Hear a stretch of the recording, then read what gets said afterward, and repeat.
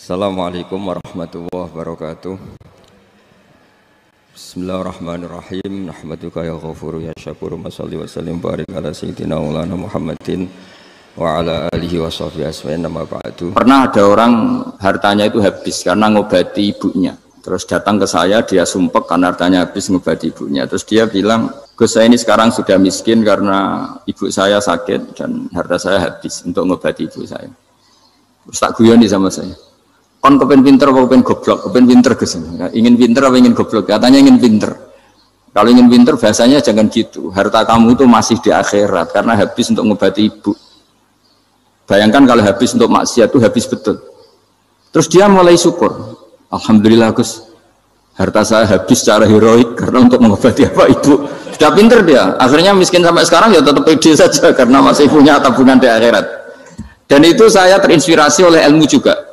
Jadi dulu Sayyidah Aisyah itu pernah nyimpan sepotong daging kambing, disimpan untuk dimakan beliau, karena beliau mau iftar ya, mau buka atau apa. Singkat cerita, karena bawaan keluarga Nabi itu sakhok, ada orang minta dikasihkan.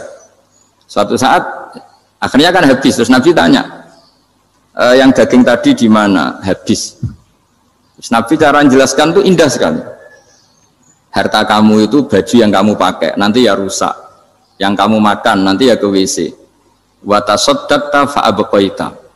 Memang di semua riwayat itu pakai dhamir mukhatab mudzakkar, meskipun asal-usul riwayat itu untuk Sayyidah Aisyah karena untuk umum. Yang kamu sedekahkan tuh yang masih. Kamu jangan bilang kamu sedekahkan tuh yang habis, yang kamu sedekahkan tuh yang masih. Misalnya saya punya uang 1 miliar misalnya.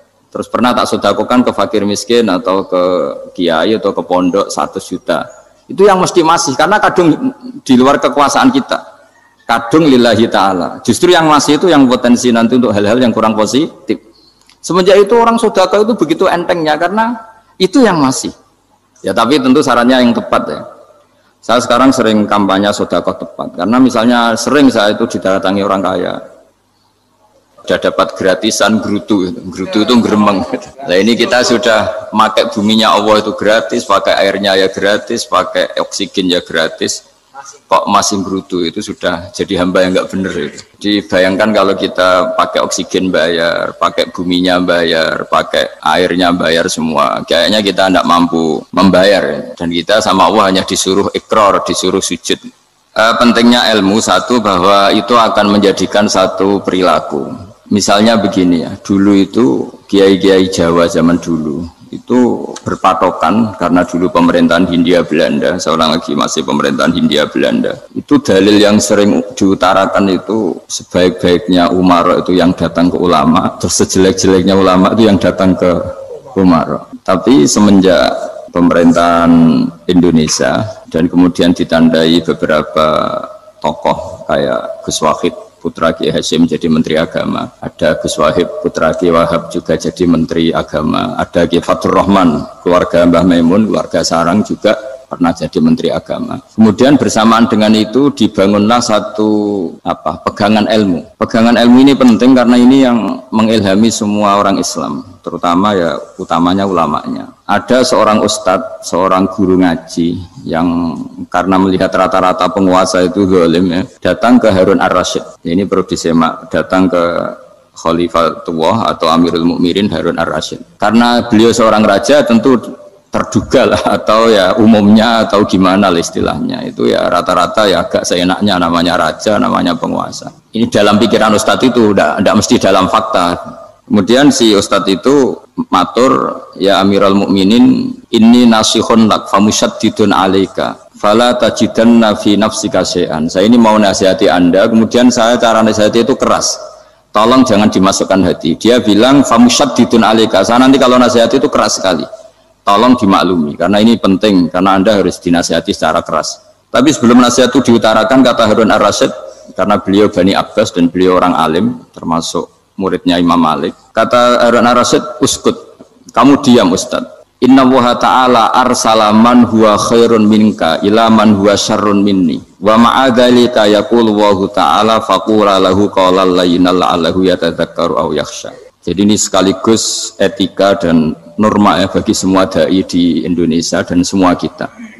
Wahai Ustadz kamu diam. Allah Ta'ala itu ngutus orang yang lebih baik ketimbang kamu, yaitu Nabi Musa, ke orang yang lebih jelek ketimbang saya, yaitu ke Fir'aun.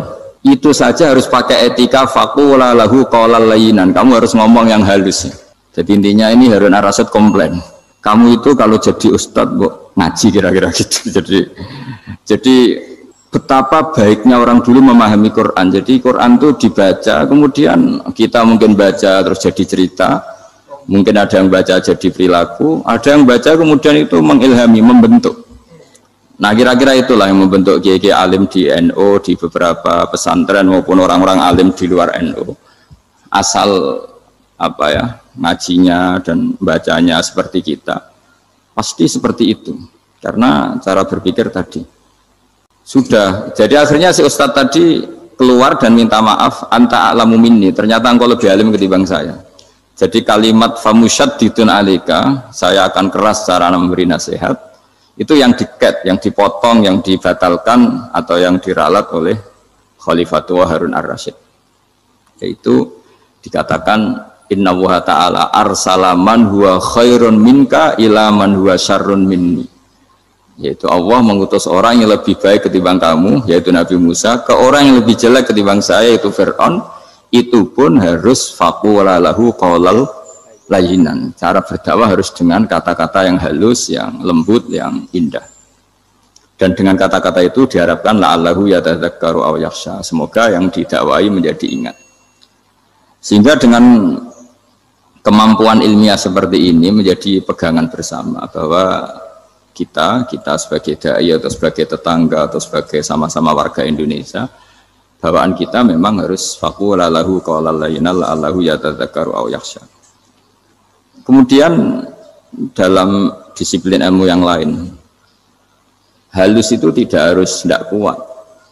Angin itu ya halus, tapi kalau di manage itu jadi kekuatan yang dahsyat. Begitu juga air dan sebagainya. Sehingga tidak perlu khawatir terus kalau dakwah halus itu tidak punya efek yang signifikan. Tidak juga. Allah Ta'ala itu pengelola angin. Angin itu kekuatannya dahsyat, sehingga Nabi Sulaiman dikasih kekuatan angin dan bisa terbang kemana-mana. Kemudian sekarang jadi teknologi yang banyak memanfaatkan angin, mulai rem, mulai apa saja. Sehingga dari cerita saya ini kemudian terus kiai-kiai itu membentuk dakwah termasuk di ekonomi dengan cara yang rileks. Nah cara rileks itu satu tentu dimulai dengan ilmu. Misalnya begini, saya beri contoh. Ketika ada orang melafadzkan kalimat la ilaha illallah, tiada Tuhan selain Allah. Kemudian kalimat ini mungkin kalau orang NU baca itu rutin ya, karena kiainya kelamaan ya yang ikut sambil tidur. Ya. Kalau tahlil itu disebut kiai tertentu itu mesti yang belakang, wah suwi itu kalau kiai itu lama itu. Nah kiainya juga karena jadi lakon ya kan lebih semangat karena pegang mic, biasanya gitu di NU itu. Kalau khotib mesti semangat karena yang pegang mic, yang dengerin mesti ngantuk karena monoton gitu. Karena yang mendengerin sudah tahu pasti nyuruh baik meninggalkan yang jelek, jadi ilmunya sudah disimpulkan dulu. Setiap yang tidur di masjid mesti tak tanya kenapa tidur, ilmunya ada perkembangan, Gus, nyuruh yang baik meninggalkan yang jelek.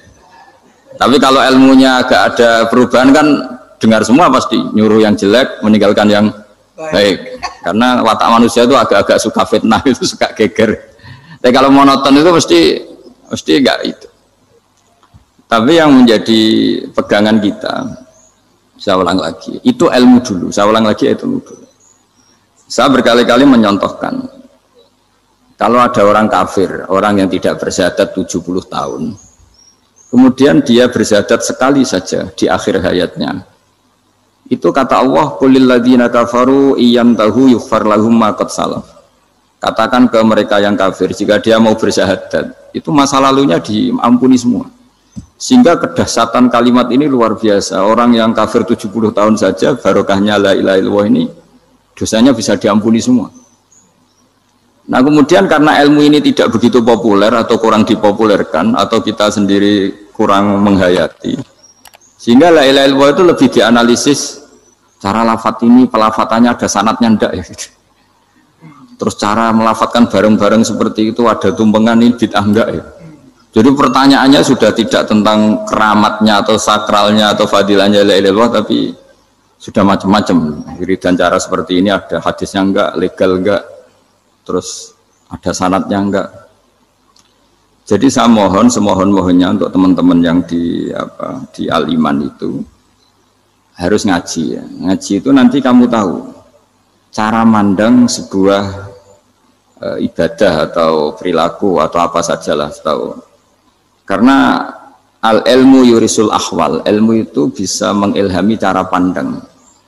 Dulu yaitu saya ulang lagi, ketika zaman Hindia Belanda, karena pemerintahnya Hindia Belanda itu ulama-ulama keras sekali, sejelek-jeleknya ulama itu yang datang ke Umarok.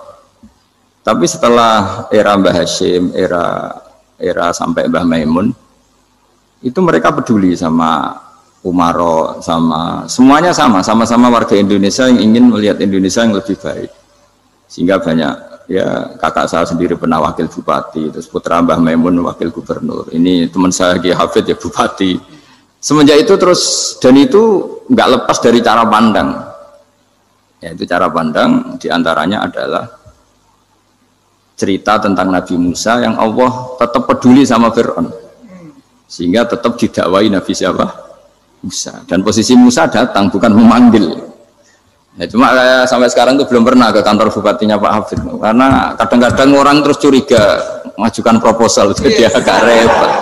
Ketemu bupati itu sialnya kiai kan mesti pikirannya orang bupati ini nyangoni, kiai ini disangoni itu. Itu terus kayak kita fakir miskin itu. Jadi makanya saya itu belum pernah datang. Tapi alhamdulillah karena beliau berambisi menjadi wa khairul umara mayatuna babal ulama.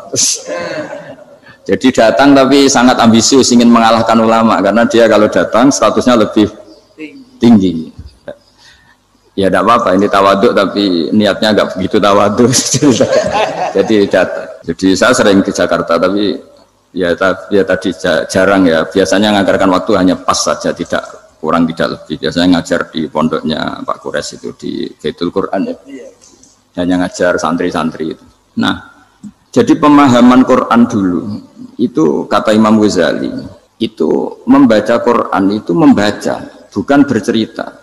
Kalau kamu membaca seperti ini, kunta qori'an, kamu pembaca. Pembaca itu yang mengambil pelajaran. Tapi kalau kamu hanya cerita, itu namanya kunta hakian. Sebenarnya Anda tidak membaca Quran, tukang cerita. Misalnya tadi, cerita Nabi Musa datang ke Fir'aun. Itu kalau kamu hanya cerita, wah dulu itu ada orang namanya Fir'aun, didakwai Nabi yang namanya Musa. Ya ini namanya tukang cerita. Kalau kamu pembaca tidak gitu.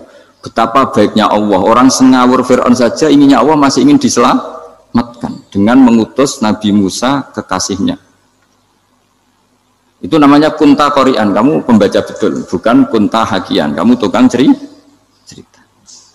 Begitu juga seterusnya tentang Quran, ayat-ayat seterusnya. Sehingga yang diharapkan dari pembacaan Quran itu memang kita sebagai ahli baca, ahli mu'tabir ya, ahli yang ngambil pelajaran, bukan tukang apa? Cerita. Sehingga dulu ketika Sayyidina Umar radhiyallahu anhu ketika membuka Baitul Maqdis atau Baitul Muqaddas dan diajak syukuran, pesta-pesta makan itu. Beliau nggak mau. Ketika ditanya kenapa engkau nggak mau? Alasannya itu langsung beliau baca Quran. Jadi saya punya sekian contoh. Saya ulang lagi, saya punya sekian contoh. Orang-orang dulu dengan Quran itu menyatu, bukan sekedar dihafal tapi menyatu. Sehingga bawaannya itu sudah Qurani, sudah Qurani. Saya beri contoh pertama Rasulullah SAW, nanti Umar kedua. Rasulullah itu pernah nggak makan sampai 3 hari. Terus ditanya oleh sahabat, lalu kekuatan engkau bisa hidup apa? Terus menghentikan al-aswadani, maksudnya itu tamar dan air, hanya makan kurma dan air. Tapi beliau tidak ketemu roti atau nggak ketemu nasi lah kalau orang Indonesia. Ketika hari ketiga dikasih makan oleh sahabat, dipotongkan kambing, kemudian baru makan 3 lukmah, kira-kira ya 3 asupan nasi, berhenti. Padahal sahabat yang lapar sama dengan Rasulullah itu membayangkan Nabi itu sampai kenyang, sampai apa. Tapi ketika ditanya, seperti ini pun nanti ada hisabnya. Walatus alunna yauma idzin anin naim. Jadi acara makan-makan gini itu nanti ada hisabnya. Nabi nangis. Akhirnya sahabat nggak jadi nerusin makan. Jadi ketakutan orang dulu sama ketika Sayyidina Umar dijak pesta ketika memenangkan Baitul Maqdis itu. Inna wa ta'ala ayyara qauman. Allah itu mengkritik sebuah komunitas kaum karena apa? Adhabtum thayyibatikum fi hayatikumud dunya wastamta'tum biha. Kamu adalah orang-orang yang jatah nikmat kamu sudah kamu habiskan di dunia. Adhabtum itu kalian habiskan jatah kenikmatan kamu di dunia. Wastamta'tum biha, kamu di dunia sudah berpuas-puas. Maka jatah Anda sekarang di akhirat habis. Sehingga Sayyidina Umar enggak mau pesta-pesta karena takut jatah nikmatnya habis. Kata beliau terus astabqi thayyibati, akan saya sisakan sisi-sisi kebaikan saya supaya tidak habis. Corong Jawa itu aja dientek-entekno biar jatahnya masih. Sehingga di dunia kiai itu ya meskipun saya akrab bupati, akrab mungkin wakil gubernur, saya itu ya jarang ketemu. Karena kalau orang Jawa bawaannya ketemu ya makan-makan, guyon-guyon. Aku nak keterusan ras mlebu swarga. Makanya saya pastikan Pak Yusuf Mansur kesini tidak akan saya jamin, biar aja, biar jatahnya masih. Jadi ini bukan karena saya biar jatahnya masih. Ya, jadi itu ilmunya kiai. Nah, efek dari ilmu ini dahsyat. Kalau Anda berpikir tentang nasib Anda di akhirat, nanti bawaannya juga tidak akan mudah menyalahkan orang lain, tidak akan menghakimi orang lain karena sibuk dengan dirinya sendiri, tapi tidak dengan makna egois, tapi makna orang baik itu siapa? Orang yang sibuk dengan aib pada dirinya, dengan kekurangan pada dirinya, saking sibuknya mikir aibnya sendiri, tidak sempat mengoreksi aibnya orang lain. Itu awal ilmu.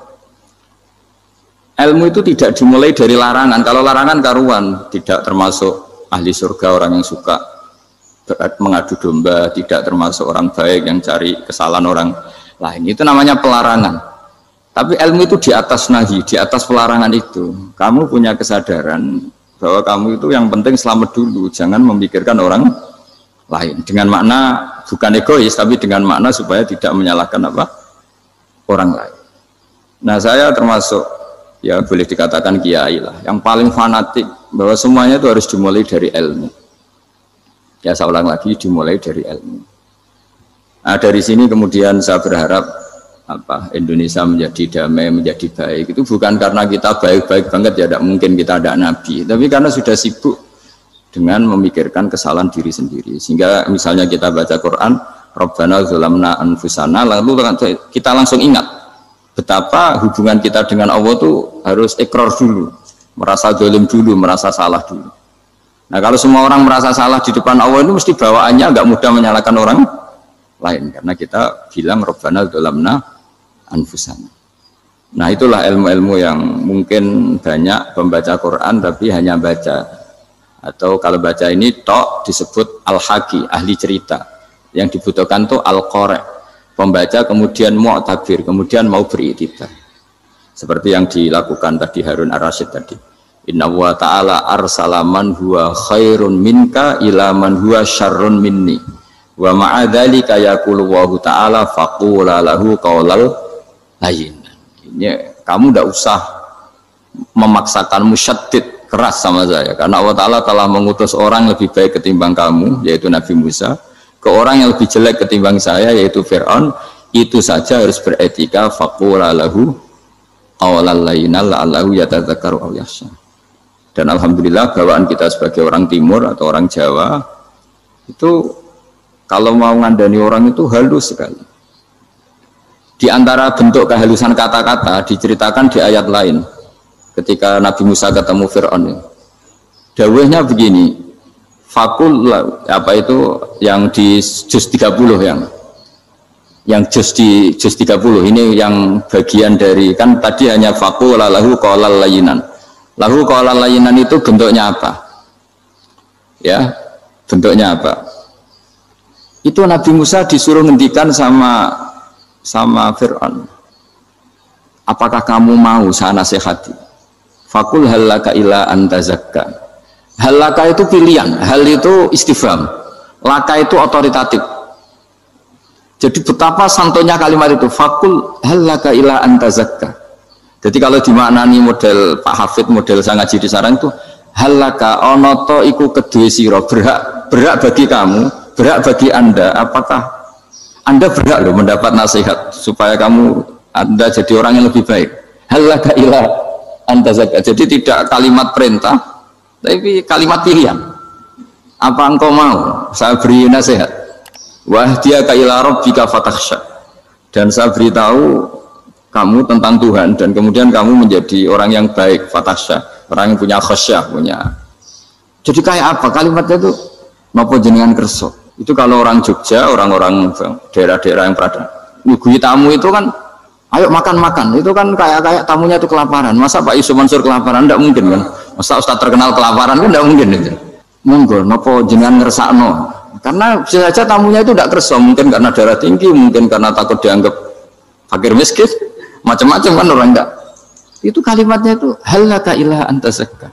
Kayak apa indahnya dakwah. Halaka ila anta zakka. Itu ada kata laka itu ya terserah jenengan mau enggak.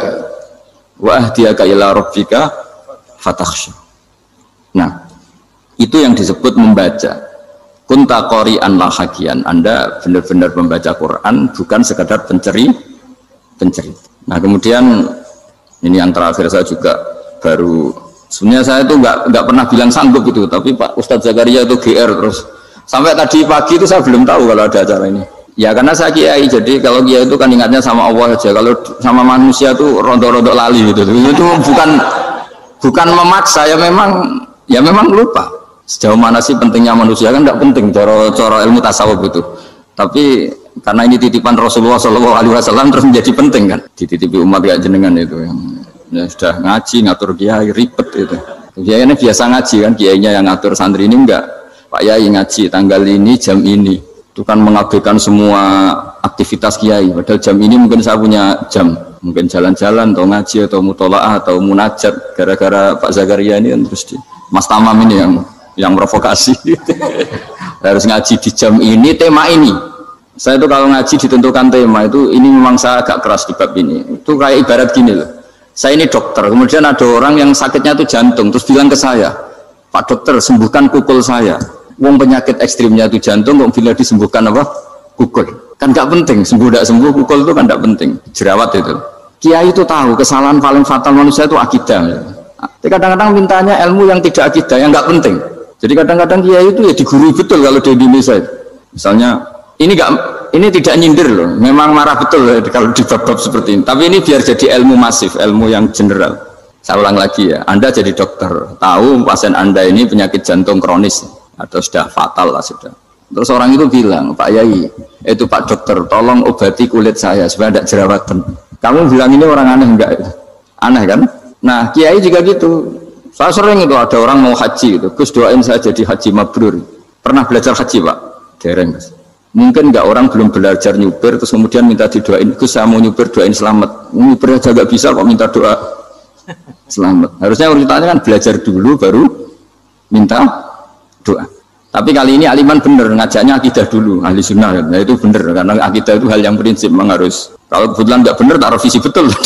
Untungnya kok temanya bener. Jadi saya mohon ke seluruh orang-orang yang mau ngaji ke kiai itu tema itu biar yang milih kiai supaya tahu prioritas yang harus benahin. Jangan tema yang milih, jangan-jangan tema yang kita pilih itu tidak mendesak atau tidak penting. Ini bukan apa-apa, ini saking ingin baik saya ya, keinginan baik saya supaya dulu zaman sahabat ya gitu. Kalau ada pertanyaan salah sama Nabi dibenerin, cuma Nabi terlalu bijak, cara benerin tuh enak. Kalau saya karena tidak Nabi saja ya agak-agak kasar kan, kalau tidak Nabi tidak wajib bener terus. Yang wajib bener terus itu Nabi. Saya beri contoh ya. Nabi itu ngendikan tentang kiamat. Kiamat itu dahsyat, mengerikan gini-gini. Kalau pikirannya orang kampung itu begini, Nabi ini aneh. Cerita kiamat dahsyat tapi nggak ada tanggalnya, nggak ada tahunnya. Harusnya ada dong biar kita bisa persiapan. Sehingga Nabi disomasi di tengah-tengah khutbah itu, ya Rasulullah mata sa'ah. Nah, karena ini orang Bedui, Nabi nggak dengerin, diulang lagi. Mata sa'ah ya Rasulullah. Ketika Nabi mengabaikan itu ada dua kelompok sahabat, yang satu bilang lam yasma, Nabi tidak dengar sehingga mengabaikan. Yang kedua bilang sami'a wa kariha, Nabi sebenarnya mendengar tapi tidak berkenan. Tapi diulang lagi ketiganya, ya Rasulullah mata sa'ah. Akhirnya Nabi jawab, mau tidak mau, karena kalau enggak ya namanya orang Bedui ngomong terus. Nabi balik tanya, ya karena cara berpikir dia kalau kiamat itu jelas kapannya kan bisa persiapan itu. Paling enggak pas mau kiamat terus pas ngaji Quran, apa kan bisa persiapan itu. Akhirnya Nabi balik tanya, ma'at tatalaha, Kalau kamu berani tanya kiamat, lalu persiapan kamu apa? Ya, terus orang itu bilang masyhur itu, ma'adatullah kabira sholatin wala siyamin wala kadza wa kadza walakinni uhibbuka. Saya sebenarnya tidak punya persiapan ya Rasulullah, cuma persiapan banyak puasa ya enggak, banyak sholat enggak, tapi saya mencintai engkau. Masyhur itu jadi hadis paling legenda, almar'u ma'aman ahabba. Sebagian disebut anta ma'aman ahbabta. Ini kata semua sahabat yang di masjid.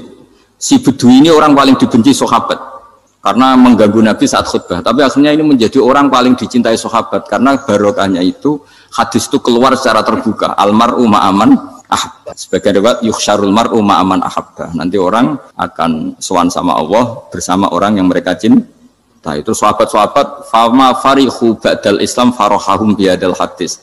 Mereka tidak pernah senang setelah masuk Islam sesenang hadis ini. Karena kita tidak perlu soleh-soleh banget, cukup nyintai orang apa? Soleh gitu. Makanya saya sekali bilang itu ya, kadang-kadang saya jadi orang alim itu ya rugi. Ruginya tadi. Misalnya untuk menjadi orang alim kan harus hafal Quran, ngaji Bukhari, Muslim, Ikhya. Ternyata pengumuman kedua orang nggak bisa apa-apa. Gelombang kedua para pecinta, waduh, itu kan repot ya. Jadi kita yang jadi orang alim susahnya bukan main. Ternyata disaingi pengumuman kedua. Dan para pecintanya, wah itu kan akhirnya ketemu orang-orang nggak jelas tadi tapi nah itu ya termasuk farah dalam Islam, farhatul aibin. Jadi senang itu di Islam itu ibadah ya, qul bi fadlillah wa bi rahmati fa bidzalika falyafrahu. Senang itu diperintahkan Allah. Saya itu sering di kamar kadang itu nyun sewu kayak gatelan gitu, apa itu ya agak kukur-kukur terus merengut saja malu saya itu dilihat Allah kok kayak agak ridho itu malu. Ya kayak tadi lah, kamu dikasih rumah gratis, kemudian pas yang ngasih datang kamu kelihatan cemberut, itu yang ngasih kan mangkel. Jadi dikasih gratis masih cemberut. Sama hubungan kita dengan Allah itu semuanya dikasih gratis. Makanya tabassum, senyum itu ibadah. Kita yang nekuni ilmu hadis, betapa hebatnya Nabi ngendikan, kalau kamu tidak bisa ibadah yang berat-berat, cukup ibadah senyum. Kadang ketika tol kau tiwajin, kamu cukup berwajah yang indah, yang menyenangkan, tabassum, senyum. Kalau kamu tidak bisa membalas jasanya orang yang ngasih, minimal kamu senyum, lihat minimal kamu kelihatan seneng. Gitu. Makanya seneng itu sudah ibadah. Dan sekarang orang untuk seneng aja susah, karena bawaannya nuntut orang lain supaya kayak keinginan dia, bawaannya nuntut, ya ribet. Kalau gitu ya ribet. Makanya saya bilang al ilmu yurisul ahwal, ilmu itu diperkuat. Nanti yurisul ahwal, ilmu itu akan membentuk Anda.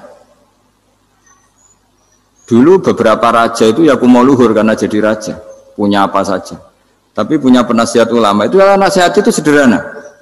Ada seorang raja tanya ke kiai, gimana dengan semua kerajaan saya? Wah, padahal dia punya apa saja. Jenengan miskin sekali, itu kerajaan seluas ini. Kok bisa aja? Terus ditanya sama si ulama tadi, andaikan Anda di padang pasir, kemudian kalau tidak minum segelas air itu mati, apakah Anda akan membeli segelas air ini dengan semua kerajaan Anda? Oh iya, pasti apapun saya lakukan untuk mendapat satu gelas air. Terus la tafrah bimulkin la yusawi syarbatamain. Kamu jangan bangga dengan kerajaan yang nilainya itu enggak sebanding dengan segelas apa? Air. Akhirnya raja itu mikir, saya tidak jadi raja bisa hidup, tapi kalau nggak minum air mati, berarti penting satu gelas air. Akhirnya lama-kelamaan ini anggap kerajaan itu biasa, ternyata nggak sepenting segelas air. Ya seperti kita lah, misalnya orang nggak punya alpat tuh tidak malu, tapi kalau nggak punya celana itu malu. Kamu mau punya alpat tapi nggak punya celana? Kan nggak mau. Yaitu ilmu itu yurisul ahwal, ilmu akan melahirkan satu perilaku. Jadi kalau ilmu Anda mantap, pasti syukurnya juga mantap. Gitu. Ya makanya saya termasuk kiai yang selalu mendorong pentingnya ilmu. Bahkan kata Sufyan Ats-Tsauri ngendikan saking pentingnya ilmu ada kata fa'lam annahu la ilaha illallah, dimulai kata fa'lam. Dan saking pentingnya ilmu itu setiap nabi itu status permanennya itu hanya satu, mengajar. Rabbana wab'ats fihim rasulam minhum yatlu 'alaihim ayatik, membacakan ayat-ayat Allah sampai wa yu'allimuhumul kitab, mengajarkan kitab wal hikmah. Bahkan Allah sendiri wasofa dzatahul aliyah bi annahu al muallim, yaitu Allah ngendikan ar-rahmanu 'allamal Qur'an. Jadi betapa hebatnya pengajar. Allah sendiri mensifati dirinya itu ar-rahmanu 'allamal Qur'an. Allah itu Maha Rahman yang mengajarkan Quran. Di surat Iqra juga disebutkan Iqra wa rabbukal akram alladzi 'allama bil qalam. Jadi Allah mensifati dirinya sebagai pengajar. Kayak apa pentingnya mengajar? Karena al-ilmu yurisul ahwal. Ilmu ini melahirkan satu sikap. Pernah ada orang hartanya itu habis karena ngobati ibunya. Terus datang ke saya, dia sumpek karena hartanya habis ngobati ibunya. Terus dia bilang, Gus, saya ini sekarang sudah miskin karena ibu saya sakit dan harta saya habis untuk ngobati ibu saya. Terus tak guyoni sama saya. Kon kepen pinter apa kepen goblok? Kepen pinter Gus. Ingin pinter apa ingin goblok? Katanya ingin pinter. Kalau ingin pinter bahasanya jangan gitu. Harta kamu itu masih di akhirat karena habis untuk ngobati ibu. Bayangkan kalau habis untuk maksiat itu habis betul. Terus dia mulai syukur. Alhamdulillah Gus, harta saya habis secara heroik karena untuk mengobati apa ibu. Sudah pinter dia. Akhirnya miskin sampai sekarang ya tetap pede saja karena masih punya tabungan di akhirat. Dan itu saya terinspirasi oleh ilmu juga. Jadi dulu Sayyidah Aisyah itu pernah nyimpan sepotong daging kambing, disimpan untuk dimakan beliau. Karena beliau mau iftar ya, mau buka atau apa. Singkat cerita, karena bawaan keluarga Nabi itu sakhok, ada orang minta dikasihkan. Suatu saat akhirnya kan habis. Terus Nabi tanya, yang daging tadi di mana? Habis. Terus Nabi cara menjelaskan itu indah sekali. Harta kamu itu baju yang kamu pakai nanti ya rusak, yang kamu makan nanti ya ke WC. Wa tasaddaqta fa abqaita. Memang di semua riwayat itu pakai dhamir mukhatab mudzakkar, meskipun asal usul riwayat itu untuk Sayyidah Aisyah karena untuk umum. Yang kamu sedekahkan tuh yang masih. Kamu jangan bilang kamu sedekahkan tuh yang habis. Yang kamu sedekahkan tuh yang masih. Misalnya saya punya uang 1 miliar misalnya. Terus pernah tak sedekahkan ke fakir miskin atau ke kiai atau ke pondok 100 juta. Itu yang mesti masih. Karena kadung di luar kekuasaan kita. Kadung lillahi ta'ala. Justru yang masih itu yang potensi nanti untuk hal-hal yang kurang positif. Semenjak itu orang sedekah itu begitu entengnya karena itu yang masih. Ya tapi tentu sarannya yang tepat ya. Saya sekarang sering kampanye sedekah tepat. Karena misalnya sering saya itu didatangi orang kaya. Gus, saya ini punya uang banyak, ingin punya masjid biar dipakai orang Jumatan. Terus saya bilang, kamu ingin jadi orang baik betul apa baik versi Anda? Baik betul Gus. Tak ajarin mau, gak tersinggung. Mau Gus. Kalau Anda bikin masjid di kampung Anda, masjid terbaik di dunia sekalipun, yang bingung saya ahli fikih. Kok bisa? Kan terjadi 2 Jumatan, nanti sahnya yang mana? Kamu enak aja bikin masjid kan? Kamu bikin masalah baru bagi kiai fikih di daerah kamu. Belum nanti orang terus migrasi ke masjid Anda karena lebih baik, koriknya lebih baik. Kamu membunuh masjid yang lebih tua, itu nggak sopan sekali, masjid itu sudah lebih tua kamu. Akhirnya mikir, nggak usah Gus kalau gitu, sudah apa saja, yang penting perintah dengan gimana. Ya sih. Jadi sedekah itu juga harus dibina supaya kalau orang kan bisa saja kan uang 100 juta itu untuk fakir miskin manfaat, ternyata untuk masjid yang sifatnya aksesoris, untuk lampu yang kristal yang mahal-mahal bukan yang pokok. Itu pentingnya ngaji ya. Jadi lagi-lagi al-ilmu yurisul ahwal. Ilmu itu melahirkan satu sikap. Jadi ketika ada masjid baru, kalau orang nggak bisa ngaji fikih, wow ada masjid baru, masjid banyak. Tapi kalau yang ngaji fikih ngerti ini malah ada masalah baru karena ada ta'addud Jumatan. Gimana hukumnya 2 Jumatan dalam kondisi yang tidak mendesak. Makanya sekarang saya baru kampanye itu. Dulu itu kalau ada masjid banyak itu kan faktornya beda ormas, beda pemahaman atau agak jauh. Masih hukum sosial. Atau bawaan kondisi. Misalnya di dekat UGM itu ada masjid kampung pertama. Bawaan masjid karena ada kantor besar atau bawaan ada pabrik besar atau ada sekolahan besar. Tapi sekarang itu ada pertanyaan baru, ada masjid baru karena ada orang kaya ingin bikin masjid, itu gimana itu hukum? Nah, tapi kalau orang nggak nekuni fikih itu ya langsung wah bagus untuk bangun masjid. Bagus piye gini sing kangelan memfikihkan tadi. Nah itu ilmu. Jadi kalau yang tidak nekuni fikih itu ya tidak tersiksa, tapi yang nekuni fikih itu pasti tersiksa karena seperti itu tadi. Ya jadi saya mohon di antara cara kita dakwah secara damai itu